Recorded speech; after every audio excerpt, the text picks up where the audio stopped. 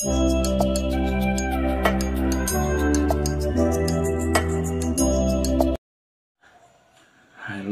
shalom bagi kita semua. Damai sejahtera yang melingkupi hati kita.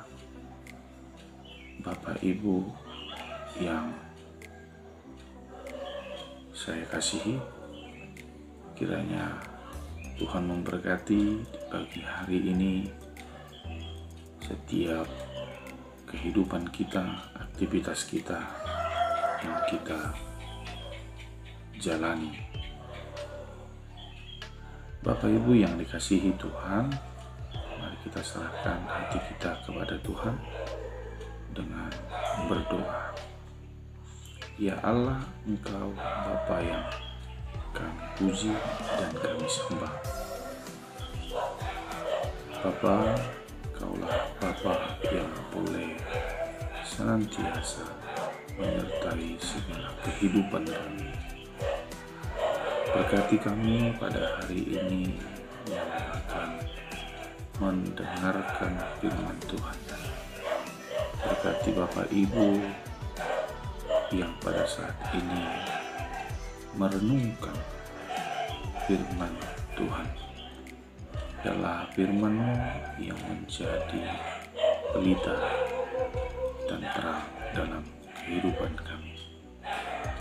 Lewat Engkau berbicara nantinya Bapa, kiranya firman-Mu yang akan memperlengkapi, menyediakan damai sejahtera untuk kami. Terpujilah nama-Mu, dalam nama Yesus berdoa. Amin. Yang Bapak Ibu yang dikasihi Tuhan, firman Tuhan untuk pagi hari ini, renungan yang akan saya bawakan yaitu dari Matius 16 ayat 21 sampai ayat yang ke-28. Demikian firman Tuhan. Saya akan bacakan untuk kita. Sejak waktu itu Yesus mulai menyatakan kepada murid-muridnya bahwa ia harus pergi ke Yerusalem dan menanggung banyak penderitaan dari pihak tua-tua, imam-imam, dan ahli-ahli Taurat, lalu dibunuh dan dibangkitkan pada hari ketiga. Tetapi Petrus menarik Yesus ke samping dan menegur dia. Katanya, "Tuhan, kiranya Allah menjauhkan hal itu. Hal itu sekali-kali takkan menimpa engkau." Maka Yesus berpaling dan berkata kepada Petrus, "Nyalah iblis, engkau suatu batu sandungan bagiku, sebab engkau bukan memikirkan apa yang dipikirkan Allah, melainkan apa yang dipikirkan manusia." Lalu Yesus berkata kepada murid-muridnya, "Setiap orang yang mau mengikut aku, ia harus menyangkal dirinya, memikul salibnya, dan mengikut aku. Karena barang siapa mau menyelamatkan nyawanya, ia akan kehilangan nyawanya. Karena aku, ia akan memperolehnya. Apa gunanya seorang memperoleh seluruh dunia tetapi kehilangan nyawanya?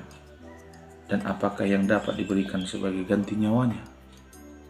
Sebab Anak Manusia akan datang dalam kemuliaan Bapanya, diiringi malaikat-malaikatnya.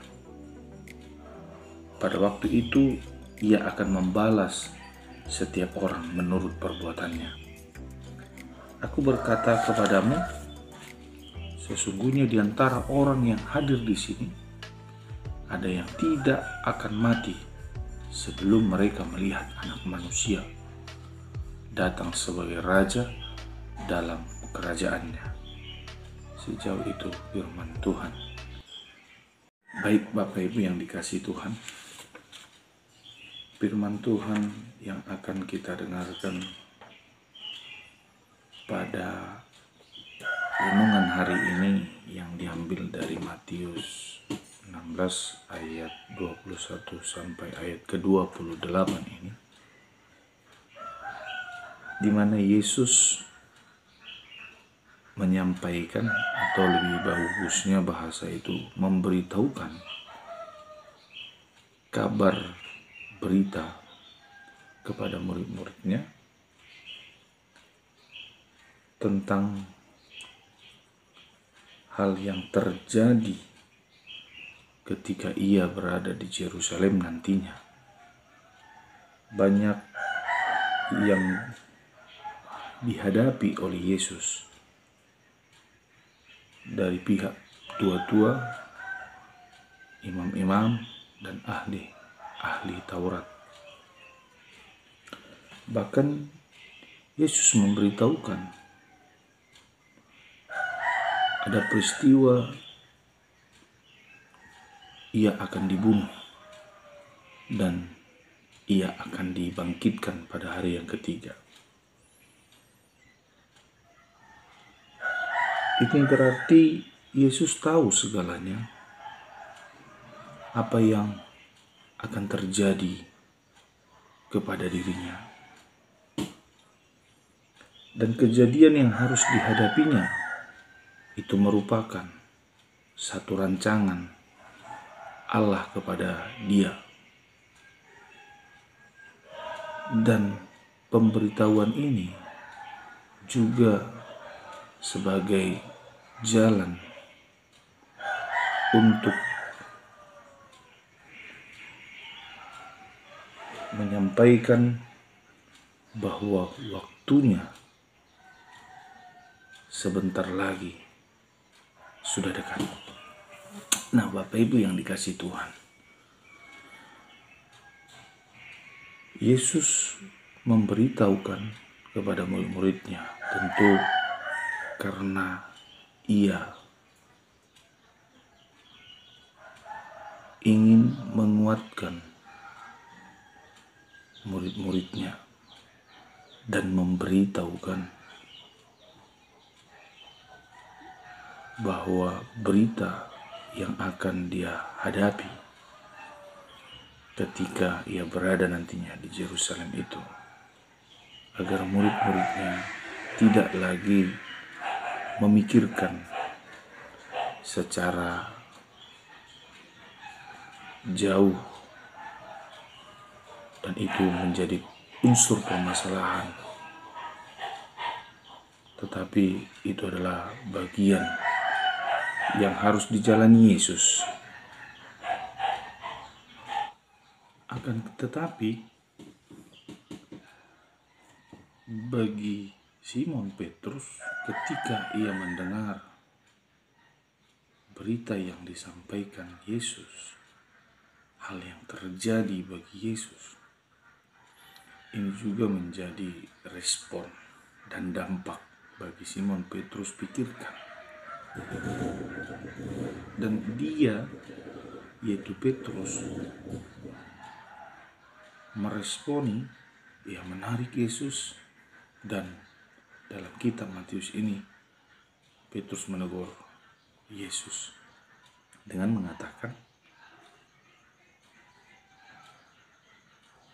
hal itu kiranya Allah menjauhkan hal itu. Hal itu sekali-kali takkan mampu dan tidak akan menimpa engkau. Ini berarti makna ucapan Simon Petrus ialah menyangkal rancangan Allah. Dan lewat penyangkalan yang dia pahami bahwa ia menganggap itu mungkin menjadi ada rasa ketakutan yang dia alami, karena dia adalah bagian dari murid Yesus dan bagian dari pengikut Yesus. menurut tafsiran buku yang lain, bahwa Petrus berkata-kata karena ia merasa ada rasa ketakutan ketika peristiwa itu akan terjadi kepada Yesus.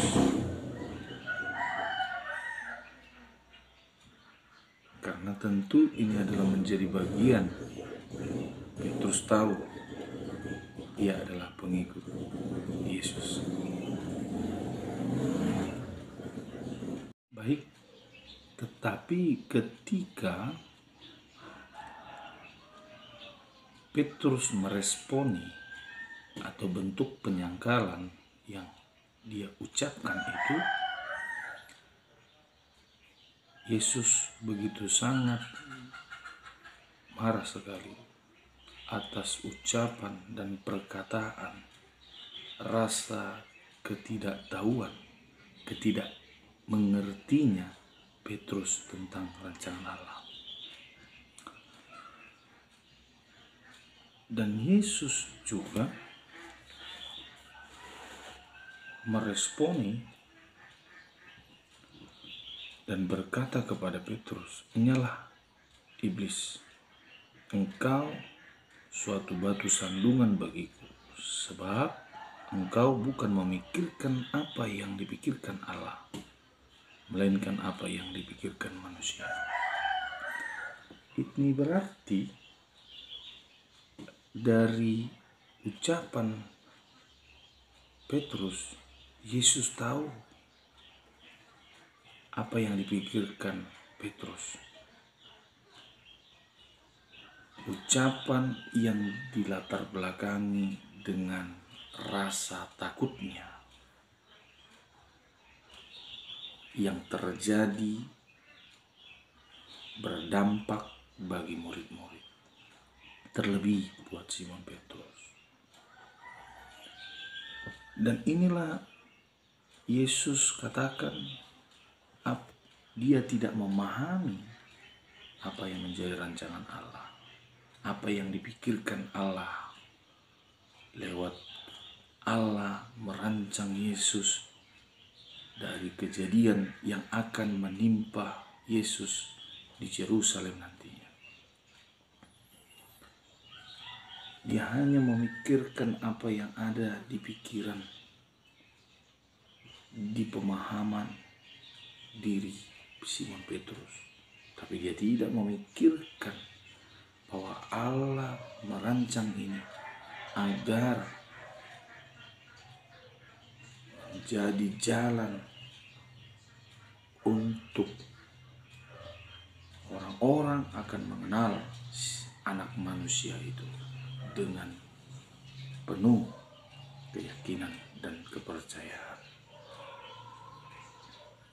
Nah, hal inilah Yesus mengatakan itu, bahwa kehadiran Petrus berkata sedemikian itu menjadi batu sandungan bagi Yesus dan menjadi penghalang bagi rancangan Allah. Walaupun sedemikian, Yesus tetap mengajarkan murid-muridnya bahwa menjadi pengikut Kristus, ia harus menyangkal dirinya. Ia harus mengikut dan memikul salibnya dan mengikut aku. Artinya, Bapak Ibu yang dikasihi Tuhan, di dalam kita mengikuti Yesus, tentu tidaklah kita ikut sebatas mengikuti, tetapi di sini kita juga siap memikirkan apa yang harus dipikirkan Allah. Kita harus siap mengorbankan segalanya yang ada pada diri kita sebagai persembahan dan korban persembahan untuk Tuhan. Hidup kita dalam mengikut Yesus, semuanya itu apa yang dimintakan Tuhan kepada kita. Kita harus mampu, kita harus juga jalani, baik itu dalam sisi penderitaan, yaitu memikul salibnya yang begitu berat. Kita harus mampu dan pintar mengendalikan segala jalan hidup kita. Nah, dan mengikut aku ini adalah sebuah kelayakan atau tolak ukur bagi pengikut Kristus, bahwa pengikut Kristus adalah orang-orang yang sangat kuat, orang-orang yang hidupnya mengandalkan Tuhan, orang-orang yang siap dimintakan Tuhan untuk menjalani rancangan Allah di tengah-tengah dunia ini, sekalipun itu menderita, sakit, dan tidak ada kata penyangkalan diri. Begitu. Itu perlu diingat Bapak Ibu yang dikasihi Tuhan. Sekalipun apa tantangan yang terjadi di depan mata kita, kita tidak perlu takut. Karena orang yang mengikuti Yesus adalah meyakini ada rancangan yang indah Allah nyatakan dalam hidup kita. Dan itulah yang dikatakan Allah, bahwa kita akan memperoleh. Dalam Matius ini, ia hanya mengatakan ada sesuatu yang kita peroleh. Berarti yang kita peroleh tentunya adalah cara Yesus yang akan melakukan yang terbaik dalam hidup kita. Dan yang semua dilakukan Yesus itu menjadi rancangan Allah demi kemuliaan Bapaknya. Nah, bagaimana dengan kita pengikut Kristus? Apa yang kita lakukan di dalam dunia ini? Apakah itu dapat menyenangkan kemuliaan Bapa di surga? Apa yang kita lakukan di dunia ini, itu semuanya dapat menyatakan kemuliaan Bapa? Coba kita pikirkan Bapak Ibu yang dikasihi oleh Tuhan. Sejauh mana kita setelah dinyatakan sebagai pengikut Kristus, dan sejauh mana perbuatan kita yang kita lakukan untuk Bapa dan untuk kemuliaan Bapa. Nah, Bapak Ibu yang dikasihi Tuhan, sangatlah bertolak belakang sekali jika kita mengikuti Yesus, tetapi rasa hati kita digeluti dengan rasa ketakutan. Itu berarti pengikut Kristus yang belum menyerahkan hidupnya kepada Tuhan. Seharusnya apa yang kita perbuat, apa yang kita lakukan di tengah dunia itu, haruslah semuanya itu demi menjunjung kemuliaan Bapa. Tapi sekarang bagaimana? Karena rasa takutnya, dia mau menjual nama kepercayaannya. Karena rasa takutnya, ia mengelak dari pergumulan, penderitaan. Karena rasa takutnya, ia mundur dan meninggalkan agama. Banyak yang terlihat bagi pengikut-pengikut Kristus yang merasa takut menghadapi penderitaan.